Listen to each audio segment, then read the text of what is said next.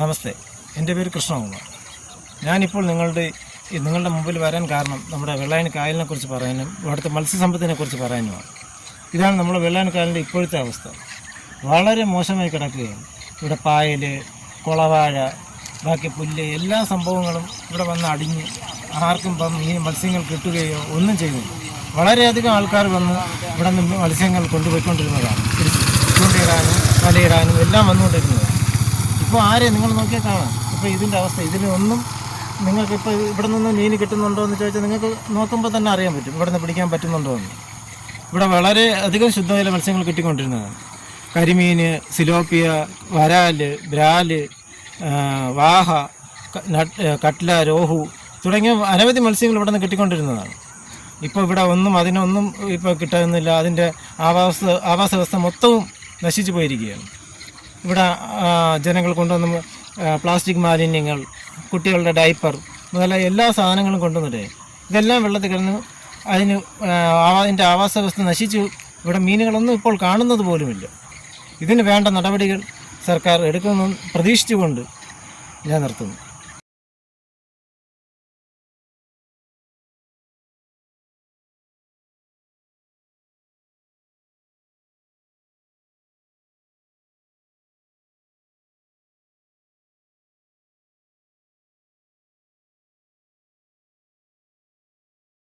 എല്ലാവർക്കും നമസ്കാരം. ഞാൻ ഡോക്ടർ രഘു. വെള്ളായണി കായൽ കേരളത്തിലെ തന്നെ രണ്ടാമത്തെ ശുദ്ധജല തടാകമാണ്. ഞാനിപ്പോൾ നിൽക്കുന്നത് അതിൻ്റെ തന്നെ ഒരു ഭാഗമായ വേവിള വിഷ്ണു ക്ഷേത്രത്തിൻ്റെ ബലിക്കടവിലാണ്. നമുക്ക് നോക്കിയാൽ കാണാം. വർഷങ്ങളായി ആചാരാനുഷ്ഠാനം നടന്ന ഈ കടവ് വേസ്റ്റ് മെറ്റീരിയൽസിന് ഡംപിങ് ഉണ്ടായാലും ചെടികൾ വളർന്നു നിൽക്കുന്നതായാലും ഉപയോഗിക്കാൻ പറ്റാത്ത മലിനമായി. ഇതുതന്നെയാണ് വെള്ളായണി കായലിൻ്റെ പല ഭാഗങ്ങളിലെ ഇപ്പോഴത്തെ അവസ്ഥ. വിസ്തൃതി തന്നെ പകുതിയിൽ കൂടുതൽ കുറഞ്ഞിട്ടുണ്ട്. നമുക്കറിയാം, ശുദ്ധജലം ലഭിക്കേണ്ട തടാകം അശുദ്ധമായാൽ ഉണ്ടാകാവുന്ന ആരോഗ്യ പ്രശ്നങ്ങൾ. ഇപ്പോൾ മലിനജലം ഒഴുകി വരുന്നു. അത് വീടുകളിൽ നിന്നുള്ള കക്കൂസിൻ്റെ മാലിന്യമാണെങ്കിലും ചപ്പിയവറ നിക്ഷേപിക്കുന്നതാണെങ്കിലും പായൽ അഴുകിച്ചേരുന്നതാണെങ്കിലും ദാറ്റ് ഇസ് ജൈവവളങ്ങളായി അഴുകിച്ചേരുന്നതായാലും കെമിക്കൽസ് ഫാക്ടറിയിൽ നിന്നും മറ്റു വരുന്ന കെമിക്കൽസ് ആയാലും എല്ലാം വന്നു ചേരുന്നത് വെള്ളായണി കായലിലാണ്. അതുകൊണ്ട് തന്നെ ഓക്സിജൻ്റെ അളവ് വളരെ കുറയുന്നു. നൈട്രേറ്റും കൂടുന്നു. മത്സ്യസമ്പത്ത് നശിച്ചു പോകുന്നു. ഇവിടെ വന്നുകൊണ്ടിരുന്ന 600 പരം പക്ഷികൾ ഇപ്പോൾ വരാതെയായി. അതിനേക്കാൾ ഉപരി നമ്മുടെ ആരോഗ്യ പ്രശ്നത്തിൽ നമ്മൾ ചിന്തിക്കേണ്ടിയിരിക്കുന്നു. മലിനജലത്തിൽ കൂടി പകരുന്ന കുറേ അധികം അസുഖങ്ങൾ നമുക്കുണ്ട്. നമുക്കറിയാം, മലിനജലം കുടിച്ചു കഴിഞ്ഞാൽ ഡിസെൻട്രി, ടൈഫോയിഡ്, മഞ്ഞപ്പിത്തം, ഗ്യാസ്ട്രോഎൻട്രൈറ്റിസ് അഥവാ വയറിളക്കം പോലുള്ള അസുഖങ്ങൾ ഉണ്ടാകുന്നു. അതുപോലെ തന്നെ നമ്മൾ ഈ മലിനജലത്തിൽ ഇറങ്ങിയാൽ നമുക്കുണ്ടാകുന്ന സ്കിൻ കംപ്ലയിൻസ്, മലിനജലത്തിൽ കൂടി പകരുന്ന ചില വിരകൾ തന്നെയുണ്ട് നമ്മുടെ ശരീരത്തിൽ കയറിയിട്ട് അത് നമുക്ക് വലിയ പ്രശ്നം ഉണ്ടാക്കുന്നു. സ്കിൻ കംപ്ലയിൻറ്റ് മാത്രമല്ല, നമ്മുടെ ഉള്ളിലുള്ള അവയവങ്ങളെ കൂടി ബാധിക്കുന്ന രീതിയിലേക്ക് അത് മാറുന്നു. അപ്പോൾ സിസ്റ്റോസോമിയസ് പോലുള്ള അസുഖങ്ങൾ, അതുപോലെ ഷിഗല്ല പോലെയുള്ള ഓർഗാനിസം കൊണ്ടുണ്ടാകുന്ന വയറുകടികൾ, അങ്ങനെയുള്ള കുറേ അധികം അസുഖം. അതുപോലെ കക്കൂസിൽ നിന്ന് വരുന്ന മാലിന്യങ്ങൾ നേരെ ഈ വെള്ളായണിക്കായൽ വരികയും അത് ഈക്കോളൈ എന്ന അണുവിൻ്റെ കോൺസെൻട്രേഷൻ കൂട്ടുകയും അത് നമുക്ക് വൈറസ് സംബന്ധമായ ഇഷ്ടംപോലെ അസുഖങ്ങൾ ഉണ്ടാക്കുകയും ചെയ്യുന്നു. അതുപോലെ തന്നെയാണ് ഈ നമ്മുടെ ഫാക്ടറിയിൽ നിന്ന് വരുന്ന മെർക്കുറി, ലെഡ് പോലുള്ള കാര്യങ്ങൾ. ഇത് നമ്മുടെ നാഡീവ്യവസ്ഥയും അതുപോലെ റെസ്പിറേറ്ററി കംപ്ലയിൻസ്, അതുപോലെ കിഡ്നി ഒക്കെ തുടങ്ങിയ അവയവങ്ങളെയൊക്കെ ബാധിക്കുന്ന തരത്തിലേക്ക് മാറിയിരിക്കുന്നു. അപ്പോൾ ആരോഗ്യ പ്രശ്നങ്ങളിലേക്ക് പോകുന്ന ഒറ്റ കാരണം കൊണ്ട് തന്നെ ഈ ജലം ശുദ്ധമായി സംരക്ഷിക്കേണ്ട ചുമതല നമുക്കുണ്ട്. അത് ശുദ്ധമാക്കാൻ വേണ്ടി നമ്മൾ എന്ത് ചെയ്യും? എത്രയോ കാര്യങ്ങൾ നമ്മൾ ചെയ്തുകൊണ്ടിരിക്കുന്നു. പൊതുജനങ്ങളെ ഇതെല്ലാം പറഞ്ഞ് ബോധവൽക്കരിക്കുക. അതുപോലെ തന്നെ നമ്മുടെ വീടുകളിലുള്ള വേസ്റ്റ് മെറ്റീരിയൽസ് നമുക്ക് അത് അവിടെ തന്നെ സംസ്കരിക്കാനുള്ള മാർഗ്ഗം നമ്മൾ കണ്ടെത്തുക, പുറത്തേക്ക് ഒഴുക്കി വിടാതിരിക്കുക. പിന്നെ ഈ നിയമങ്ങളുണ്ട്, പക്ഷെ അതൊന്നും നമ്മൾ ഒരു പരിധിക്കപ്പുറം പ്രാവർത്തികമാക്കുന്നില്ല. ഇതെല്ലാം കൂടി ചേർന്നുകൊണ്ട് ഈ വെള്ളായണിക്കായലിൻ്റെ ശുദ്ധജലം ലഭ്യമായ അവസ്ഥയിലേക്ക് നമ്മൾ എത്തിയില്ലെങ്കിൽ വരും തലമുറയ്ക്ക് ശുദ്ധജലം ലഭ്യമാകാതെ ഇരിക്കും. നമസ്തേ.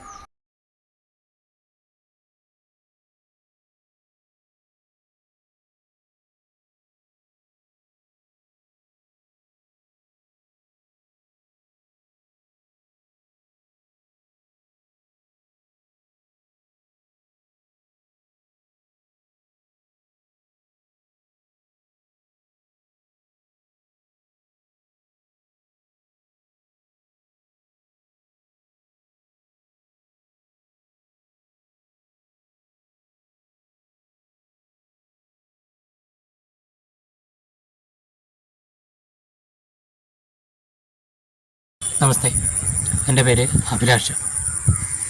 നിങ്ങൾ ആദ്യമേ തന്നെ ഈ വീഡിയോ കാണുമ്പോൾ സ്കിപ്പ് ചെയ്ത് പോകരുത്, ദയവായി കാണുക. നമുക്കെല്ലാവർക്കും നമ്മുടെ വീട് വളരെയധികം ഇഷ്ടമാണ്. നല്ല വൃത്തിയായിട്ടും എല്ലാം സൂക്ഷിക്കുകയെല്ലാം ചെയ്യും. നിങ്ങളെ പഠിപ്പിക്കുകയാണ് എന്നൊന്നും തോന്നരുത്. നമ്മുടെ നാടിനെക്കുറിച്ച്, അതായത് വെള്ളായണിയെക്കുറിച്ച് പറയുമ്പോൾ പുറമേ നാട്ടുകാരോട് ആരോട് പറഞ്ഞാലും അവരാദ്യം തന്നെ ചോദിക്കുന്നത് വെള്ളായണി കാർഷിക കോളേജും വെള്ളായണി അമ്പലവും, അത് കഴിഞ്ഞാൽ നമ്മുടെ ഓണാഘോഷവും അനുബന്ധിച്ചിട്ടുള്ള വള്ളംകളിയെപ്പറ്റി ചോദിക്കുമ്പോൾ വെള്ളായണി കായലും ചോദിക്കാറുണ്ട്. മറ്റുള്ളവർക്ക് എങ്ങനെയാണ് വെള്ളായണി കായലിനെ കാണുന്നത് എന്ന് അറിയത്തില്ല.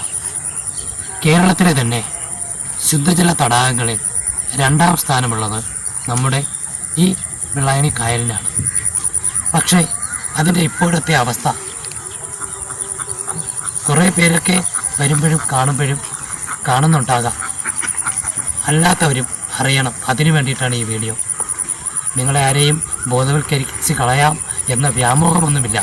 എങ്കിലും നിങ്ങളറിയണം, ഒരുപാട് ആൾക്കാർ അവരുടെ വീട്ടിലെ അവശിഷ്ടങ്ങളും മറ്റു ഡ്രെയിനേജ് പോലുള്ളതെല്ലാം അവിടുത്തെ ഓടകളിലെല്ലാം കണക്ട് ചെയ്ത് മൊത്തം വന്നിറങ്ങുന്നത് നമ്മുടെ ഈ കായലിലാണ്.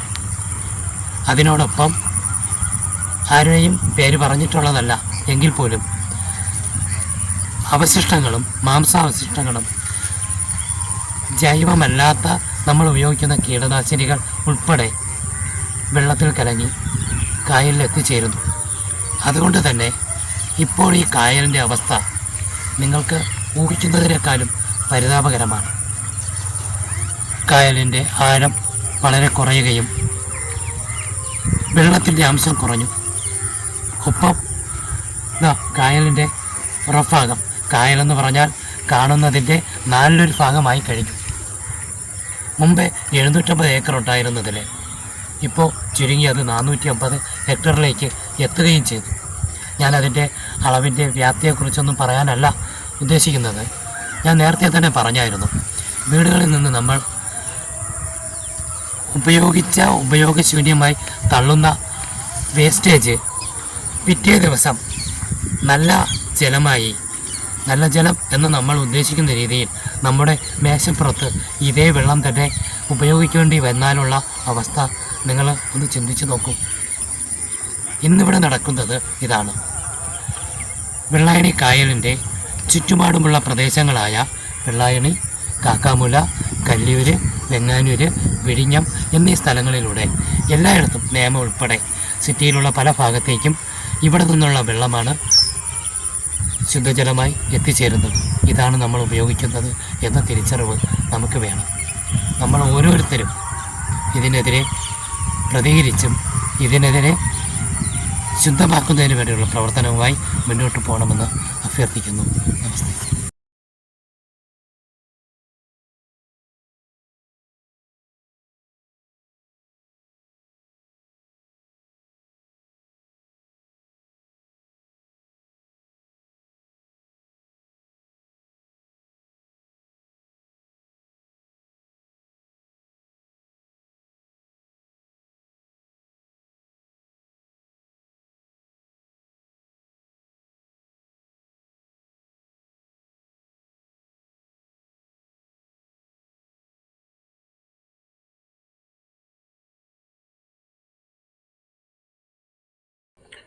ദൈവത്തിൻ്റെ സ്വന്തം നാട്ടിലെ ജലാശയങ്ങൾ ശുദ്ധമാണെന്ന് ഈ സമയം നമുക്ക് പറയാൻ കഴിയില്ല.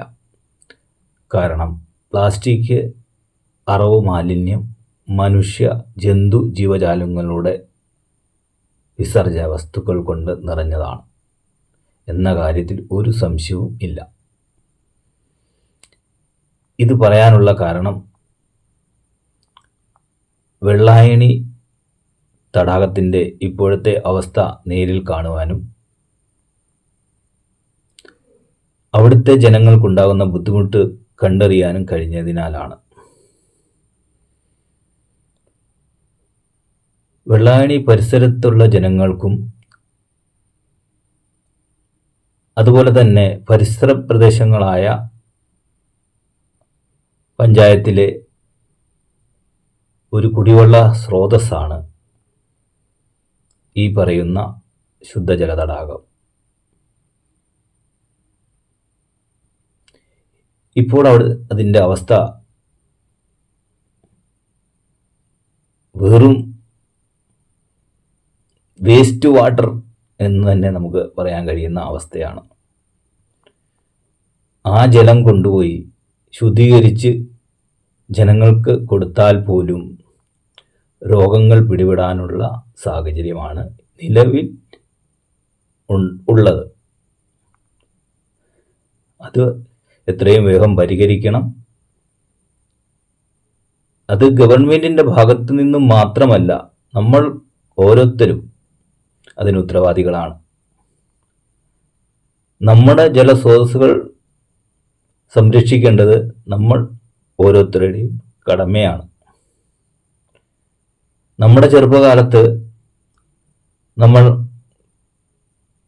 കുടിക്കാനും കുളിക്കാനും മറ്റ് ആവശ്യങ്ങൾക്കും ഉപയോഗിച്ചുകൊണ്ടിരുന്ന ശുദ്ധജലമാണ് ഇന്ന് ഈ സ്ഥിതിയിൽ മലിനപ്പെട്ട് കിടക്കുന്നത്. അതിനു വേണ്ട എല്ലാ നടപടികളും ഗവൺമെൻറ്റിൻ്റെ ഭാഗത്തു നിന്നായാലും ജനങ്ങളുടെ ഭാഗത്തു നിന്നായാലും ഉണ്ടാവണം എന്ന് അഭ്യർത്ഥിക്കുന്നു.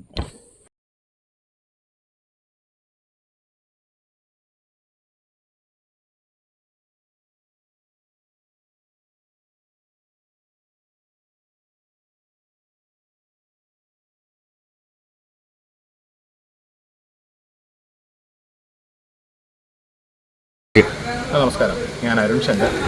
വെള്ളായണി കായലിനെ കുറിച്ച് പറയാനാണ് ഞാൻ ഈ വീഡിയോ ചെയ്യുന്നത്. ഇവിടെ ശരിക്കും പറഞ്ഞാൽ ശുദ്ധജല തടാകമാണ്.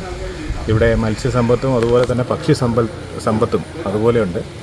അപ്പോൾ ഇപ്പോൾ ഈയിടെയായിട്ട് ഹോസ്പിറ്റൽ മാലിന്യങ്ങളും അതുപോലെയുള്ള കാര്യങ്ങളും ഇവിടെ ഡംപ് ചെയ്തതിന് ശേഷം ഇവിടെ വളരെയധികം മാലിന്യം കൂടുതൽ കൊണ്ട് പക്ഷി സമ്പത്ത് വളരെയധികം കുറയുകയും ഇപ്പോൾ കുറേ ഫോട്ടോഗ്രാഫേഴ്സ് ഇവിടെ വന്നുകൊണ്ടിരുന്ന ആൾക്കാർ പോലും പറയുന്നത് കഴിഞ്ഞ വർഷത്തെ അപേക്ഷിച്ച് ഈ വർഷം വളരെയധികം പക്ഷികൾ കുറഞ്ഞിട്ടുണ്ട്. അതിന് ഒരു മേജർ റീസൺ എന്ന് പറയുന്നത് ഇവിടുത്തെ ഹോസ്പിറ്റൽ വേസ്റ്റ് അങ്ങനെയുള്ള കാര്യങ്ങൾ ഡംപ് ചെയ്യുന്നതാണ് അതിൻ്റെ മെയിൻ ഒരു റീസൺ എന്ന് പറയുന്നത്. അപ്പോൾ ഇതിനെതിരെ നമ്മുടെ നാട്ടുകാർ തന്നെ ജാഗരൂകരായി ഇതിന് എന്തെങ്കിലും കാര്യം ചെയ്തില്ലെങ്കിൽ വളരെയധികം മോശമായ അവസ്ഥയിലേക്ക് പോകുമെന്നാണ് എനിക്ക് പറയാനുള്ളത്. നന്ദി.